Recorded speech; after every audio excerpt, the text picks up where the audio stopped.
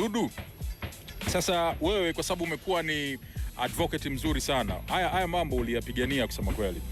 Now Dudu, we appreciate mchango wako, kiachana tu na game ulivyoifanya na nini. Mimi bwana, ugomvi wangu na wewe bado pale pale, tunazungumza kitu kimoja tu Dudu. Unazungumza vitu vizito sana na vya msingi, unakemea na nini. Kwa nini unatumia lugha kali Dudu baya? Yaani ugomvi wetu kwa sasa leo tuambie, kwa nini inakuaga lugha kali? Kabla hajajibu. Leo tunazungumza. Kabla hajajibu. Mimi ndugu yangu siwezi kumwacha. Ndugu yangu huyo anamtania na yeye ninavyotaka.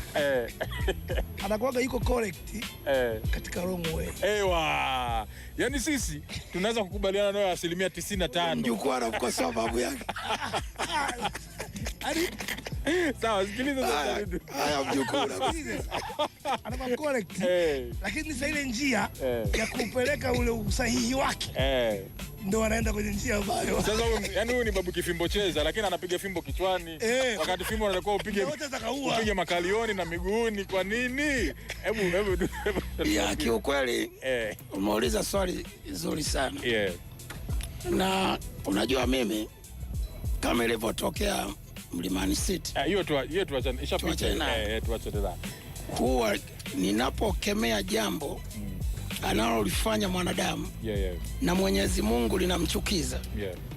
Huwa natumia sana vitabu vitakatifu. Sahihi. Nyinyi wote ni Waislamu wazuri sana. Sahihi. Qur'ani mnaijua vizuri. Mimi siijui vizuri.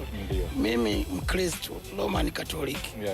Vitabu vitakatifu nafikiri mnajua vilivyoandika pale kuhusu jambo la Sodoma na Gomora. Wazi. Sawa. Kwa mimi sitakagi kuficha. Nafikiri hata kuna mheshimiwa bunge mama mmoja alisema bungeni, waheshimiwa bunge kwa hali tuliopo haitaki kuweka mafumbo. Jamii inazidi kuteketea, tuongee live. Na wabunge wakapiga makofi. Kwa hiyo tulipofikia ni vitu lazima viwekwe wazi. Shanaelewa. Kwa hiyo nakemea hivyo kutokana according to vitabu vitakatifu.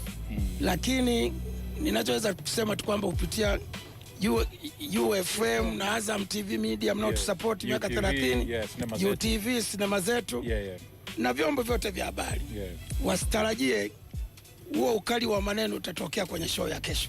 Nashukuru sana. Hapa nipe mkono mzee wangu. Hapa nipe mkono. Show kesho. Show yoyote.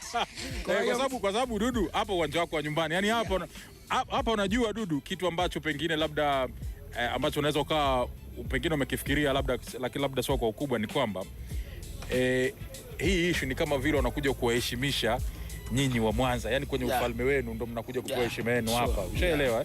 Kwa hiyo it's about you, Baba. Nimefurahi mmemchukua Baraka kama generation nyingine.